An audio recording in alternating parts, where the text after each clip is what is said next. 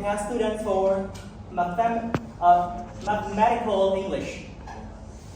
So they were in a dilemma whether to teach students math in English or in their local languages.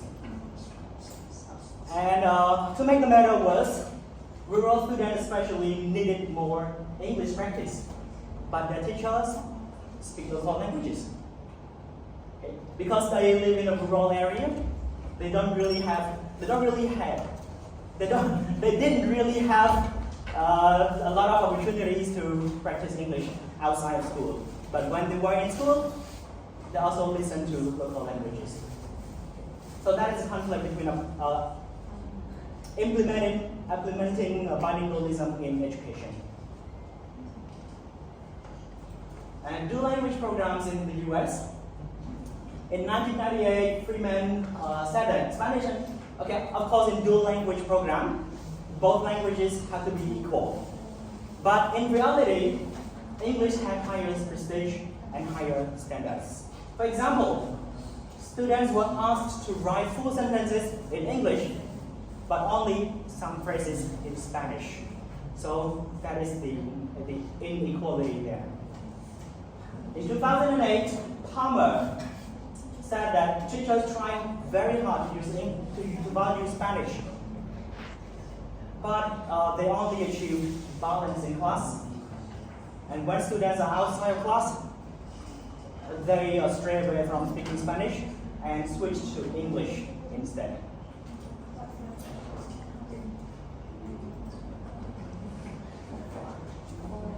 Okay, and in another case in California, the interactions. In this research, students were allowed to use any language during free play or free time. And looking at the example here, Paula and Monica, who were first graders, this is observed when they were playing a marble game. While playing the game, they mostly spoke Spanish. But when there were conflict, Paula switched to English to show her dominance or to project her control. So English is used as a tool for power and agency.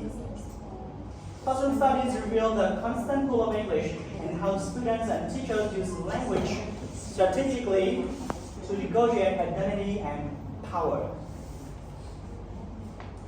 And I will leave this to Ruben. So for me, I don't have to talk much because all of my teammates, they explained already. So I just come here to wrap up what they talk in point number 2, 3, and 4. Okay. So this one just a wrap up. As we know, in this we talk about bilingual education. Okay. Mostly we use this most in the political context, and we show our identity and social justice. Like we know, when we use our language, it shows our power. Okay? But when we use other language, meaning we give the power to the other. Nowadays we use English right now, okay? And then it shows that the English has more power than the other language. Okay? And second one is about code switching. Mostly when we see the video, I remember like the interviewer with another guy asked, and then they try to use like Khmer and English code switching all the time, and then they got like complaint from the viewer or the listener. But when we learn a language, so code switching is not random. Okay, we use it in purpose. We try to use it. For example, some language we don't know what to say, and then we want to clarify or we want to use in our language, and then we switch it. But the one that they don't study a language, they say that, oh, why they have to do like this to show that you know English? But this is, we just want to clarify something or to quote someone. For example, you take the quote from French, and then you have to say in French. If you take the quote from Khmer, and then you have to say in Khmer. After that, you explain later. This is called code switching. And classroom mirror broader struggle over language and power, as we know. And you listen already, some classroom, there are many languages in the classroom. But, some students are struggling, okay, to study because, as we know, we learn only one language and then we still struggle. How about, some study Spanish, some English, French, and then for the whole day, and then their brain is going to be like, what language that I should focus on. As you know, in India, 22 official languages, so there are a lot of language, and then students have to learn all of that. So this is the main focus in this presentation. And another one, if you want to do research, okay, about this or about the bilingualism, and you have to focus on this, how to resist English dominance, okay, better teacher training and material for minority languages.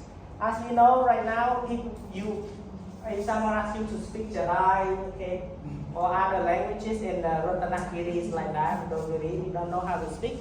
So if you want to do that, we have to focus on this research. We have to have teacher that who get at or is like know how to teach that language, and then we support more on material. Okay? And more focus on equity in the classroom. Okay? So, and the last one, new contact, digital media, okay, migration and globalization. So this one we have to include in the research. So in the end, in this, we focus more on bilingualism. When we say bilingual, it's more than one language in the education system. Okay. So, and the last one we have quiz. Okay. So this is like